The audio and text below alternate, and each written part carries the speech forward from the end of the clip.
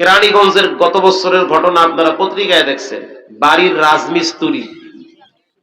রাজমিস্ত্রি তিনি বাড়ি নির্মাণ করতেছে। ওই বাড়ির মালিকের ছেলেকে জিম্মি করে টেলিফোন করছে যে ছেলেটাকে যদি পাইতে চান 3 লাখ টাকা দেওয়া লাগবে। ছেলেটা মাদ্রাসায় পড়ে, নুরানি খানায় পড়ে, কেরানীগঞ্জ আব্দুল্লাহপুরে। বাবাই তো টেনশনে পড়ে গেল, আয়রা আমার সোনার মানিক এভাবে গুম হয়ে যাবে, এত বড় ক্ষতি আমার জীবনে আসবে।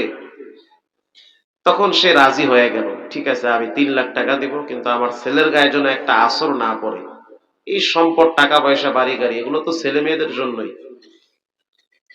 কিন্তু মানুষ এত খারাপ, টাকা 3 লাখ নিল, এরপরে তারপরও ছেলেটাকে দেয় না।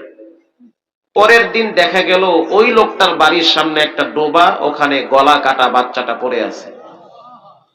এই হলো মানুষের অবস্থা। আপনাদের সিলেটের ঘটনা আপনারা দেখছেন না, একটা বাচ্চা মেরে মারছে, দেখছেন কি দেখেন না? এই হলো বর্তমান অবস্থা। এমন একটা সময় পার করতেছি যেই সময়টাতে এরকম অহরহ ঘটনা ঘটতেছে। নিজের ঘরে নিজে নিরাপদ থাকে না। এর অন্যতম একটি কারণ হলো বর্তমান সামাজিকভাবে সমাজ ব্যবস্থা এটা ঘনে ধরেছে। বর্তমান এমন একটা সময় আমরা পার করতেছি যখন মানুষের কাছে মানুষ নিরাপদ থাকে না, কুকুরের কাছে কুকুর নিরাপদ থাকে।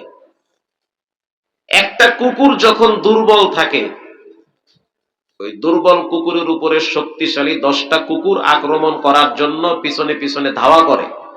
বলেন করে কি করে না?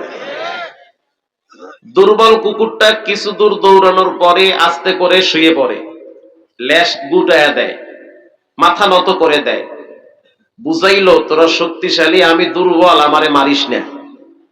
এরপরে বাকি 10টা কুকুর তার উপরে আক্রমণ করে না। সিলিন্ডার হয়েছে, দুর্বল, ওরে আর ধরা যাবে না।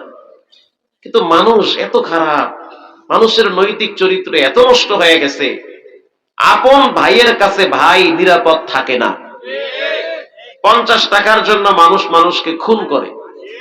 বিড়ি খাওয়াকে কেন্দ্র করে একজন আর একজনের উপরে স্টাম্প দিয়ে বাড়ি মারে। কেরানীগঞ্জের গত বছরের ঘটনা আপনারা পত্রিকায় দেখছেন। বাড়ির রাজমিস্ত্রি তিনি বাড়ি নির্মাণ করতেছে। ওই বাড়ির মালিকের ছেলেকে জিম্মি করে টেলিফোন করছে যে ছেলেটাকে যদি পাইতে চান 3 লাখ টাকা দেওয়া লাগবে। ছেলেটা মাদ্রাসায় পড়ে, নুরানি খানায় পড়ে, কেরানীগঞ্জ আব্দুল্লাহপুরে। বাবাই তো টেনশনে পড়ে গেল, আয়রা আমার সোনার মানিক এভাবে গুম হয়ে যাবে, এত বড় ক্ষতি আমার জীবনে আসবে। তখন সে রাজি হয়ে গেল, ঠিক আছে আমি 3 লাখ টাকা দেব, কিন্তু আমার ছেলের গায়ে যেন একটা আসর না পড়ে। এই সম্পদ, টাকা পয়সা, বাড়ি গাড়ি, এগুলো তো ছেলে মেয়েদের জন্যই। কিন্তু মানুষ এত খারাপ, টাকা 3 লাখ নিল, এরপরে তারপরও ছেলেটাকে দেয় না। পরের দিন দেখা গেল ওই লোকটার বাড়ির সামনে একটা ডোবা, ওখানে গলা কাটা বাচ্চাটা পড়ে আছে। এই হলো মানুষের অবস্থা। আপনাদের সিলেটের ঘটনা আপনারা দেখছেন না, একটা বাচ্চা মেরে মারছে, দেখছেন কি দেখেন না? এই হলো বর্তমান অবস্থা। এমন একটা সময় পার করতেছি যেই সময়টাতে এরকম অহরহ ঘটনা ঘটতেছে। নিজের ঘরে নিজে নিরাপদ থাকে না।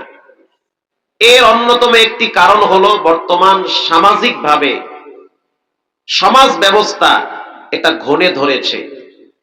বর্তমান পৃথিবীতে শোষণ হচ্ছে, জুলুম চলতেছে। এই দেশ অনেকভাবে শাসন হয়েছে, শাসন তো হয় নাই, মূলত শোষণ হয়েছে। ভাবির মাধ্যমে, চাচার মাধ্যমে, বিভিন্ন জনের মাধ্যমে এই দেশ শাসন হয়েছে। কিন্তু আমরা প্রকৃত শাসন দেখি নাই, দেখেছি দুর্নীতি, শোষণ, নির্যাতন, জুলুম, স্বজন প্রীতি, সব দেখা শেষ। এবার আমরা দল মত নির্বিশেষে ঐক্যবদ্ধ হতে চাই, কোরআনের বাংলাদেশ দেখতে চাই। কে কোন দল করে এটা নিয়ে খোসাখুসি বাদ দিয়ে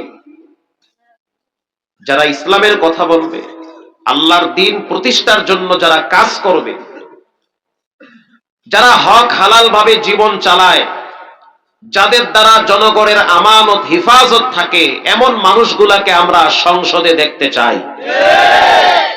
আমি এই বয়ান পারি না, তারপরও কইতেছি এখন থেকে। বলতে হবে আমাদেরকে, কে জামাত ইসলাম, কে হেফাজতে ইসলাম, কে ইসলামী আন্দোলন, এ সমস্ত ব্যানার চলবে না। আমরা চাই এই জমিনে খেলাফত প্রতিষ্ঠিত হোক। এক কথা, হয় শাহাদাত না হয় খেলাফত। আল্লাহর দ্বীনের জন্য জীবন দিয়ে দিবেন। মানুষের জন্য তো মানুষ জীবন দেয়, রক্ত দেয়। নেতার জন্য, নেত্রীর জন্য তো অনেকেই রক্ত দিছে, অনেকে পা হারাইছে, অনেকে চোখ হারাইছে, অনেকেই নেতা নেত্রীর জন্য বছরকে বছর জেলখানায় গেছে। কিন্তু খুশনসিব তাদের জন্য যারা আল্লাহর দ্বীনের জন্য, কোরআন প্রতিষ্ঠার জন্য, কোরআনের রাজ কায়েমের জন্য নিজের তাজা রক্ত জমিনে ঢেলে দেয়। এরাই হলো প্রকৃত মুমিন, মুসলমান, মুত্তাকিন, পরেজগার। ঠিক না বেঠিক? আল্লাহ আমাদের সকলকে এ সমস্ত কাতারে দাঁড়াবার তৌফিক দান করেন। দেখেন, এই দেশে যত আকাম কুকাম ঘটে, এগুলো কি বাহির থেকে এসে কেউ করে না দেশের ছেলেরাই করে? সমাজে একটি স্লোগান হয়, দেশ বাঁচাও সমাজ বাঁচাও। আচ্ছা আপনারা বলেন, এই দেশে যত জেনা ব্যভিচার হয়, যত টাকা বাহিরে পাচার হয়েছে, এগুলো কি বাহির থেকে এসে করছে না দেশের মানুষ করছে? দেশের মানুষ করেছে। ঐশী নামের মেয়েটা নিজের বাবারে যে জবাই করলো, এই ট্রেনিং, এই অস্ত্র কই পাইলো? বাহির থেকে না নিজের ঘরে? ঐশী যখন দেখলো যে নিজের বাপ আলেমদের গায়ে হাত দেয়, তখন রব ঐশীর কলিজাটাকে পশুর মতো বানিয়ে দিয়েছে। এই দেশে যত রকমের অপকর্ম চলে, এগুলো সব দেশের মানুষই করে, বাহির থেকে কেউ এসে করে না। দেশের রন্দে রন্দে ঘনে ধরেছে, সংস্কার করতে হবে। এই জন্য আমি প্রায় বলে থাকি, অনেক জায়গায় শুনি মানুষ বলে দেশ বাঁচাও সমাজ বাঁচাও, দেশ বাঁচাও সমাজ বাঁচাও। এই স্লোগানের পূর্বে একটি স্লোগান মনে রাখতে হবে, সেটা হলো, আমি বাপ, আমি প্রথম আমার ছেলেকে বাঁচাবো। পর্দার ভিতরে মা যারা আছে, তারা তাদের মেয়েকে বাঁচাবে। ছেলে বাজে আড্ডাখানায় গেল কিনা, আপনার পকেটের টাকা হুন্ডায় ভইরা কোন মাইয়ের নিয়ে পার্কে গিয়া বাদাম খায়, খবরটা বাবাকেই নিতে হবে। আপনার রাজনীতি আর ফ্যাডনীতি আর নেতা নেত্রী সামসামি বাদ দিয়া ছেলে মেয়ের খবর আগে নেওয়া লাগবে। মা মেয়েটাকে কোচিং এ পাঠিয়ে দিয়ে চুপচাপ ঘরে বসে কিরণমালার জি বাংলার রিমোট হাতে নিয়ে বসে থাকলে হবে না। মেয়ের খবর নেওয়া লাগবে যে আপনার মেয়ে স্কুলের কথা বলে কই যায়, কয়ডারে ঘুরায়, এই খবরও রাখতে হবে।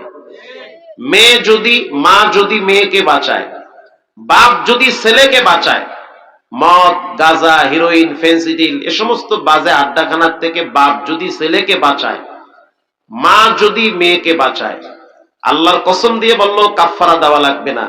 মেয়েও বাঁচবে, ছেলেও বাঁচবে, সমাজও বাঁচবে, সার্বভৌমত্ব দেশটাও বেঁচে যাবে। জন্মের পরে আমি আমার আব্বারে দেখছি চিকন কোন চিনিয়া মসজিদের বারান্দায় বয়া থাকতে। তখন নানুপুর মাদ্রাসায় পড়তাম। ছুটিতে বাড়িতে আসলে সাধারণত শয়তানে একটু বেশি চাপতে ধরে। অনেক সময় নামাজের টাইমে একটু অলসতামি আছে, জামাত দাঁড়াইছে, একটু দেরি করেই যাই আর একটু হুইয়া থাই। মাদ্রাসায় গেলে তো ডিসিপ্লিন ঠিক থাকে, কিন্তু বাসায় আসলে শয়তানে একটু ধোকা দেয়। কিন্তু আমি দেখি মাদ্রাসায় গেলে ডিসিপ্লিন কম, কিন্তু বাড়িতে আসলে আমার বাপ এমন বাপ, শক্ত দিলের বাপ, কোনো ছাড় নাই।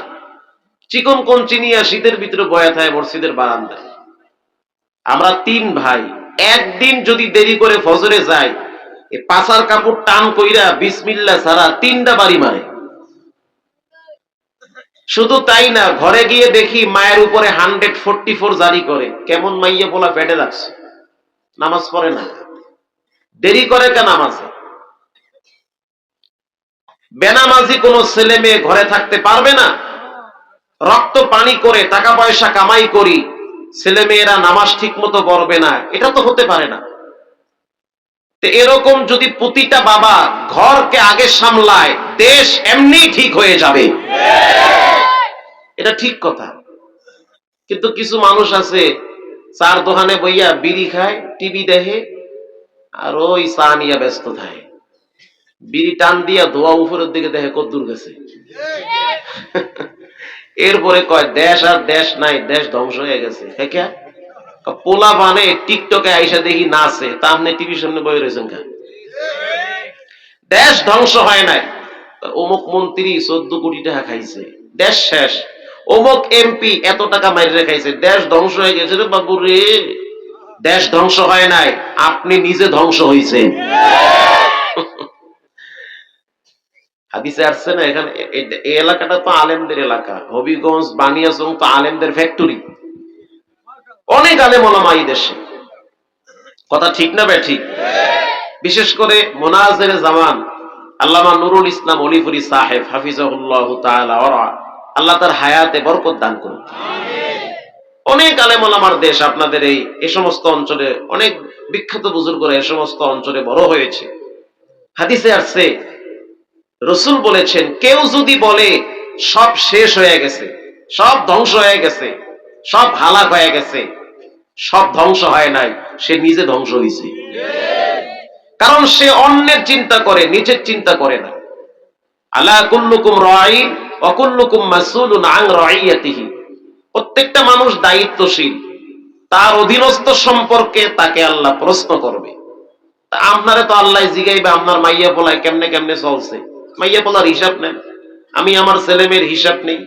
যার যার স্থান থেকে সে তার ফ্যামিলি ঠিক রাখুক, প্রত্যেকেই তার স্ত্রীকে কন্ট্রোলে রাখুক, দেশ এমনি ঠিক হয়ে যাবে। এ দেশের ভিতরে দুর্নীতিও হবে না, চুরিও হবে না, আর মসজিদে গিয়া মিষ্টি নিয়ে মারামারিও করবে না। আল্লাহ তাআলা আমাদের সকলকে সঠিকটা বুঝার তৌফিক দান করেন। আরো জোরে বলেন।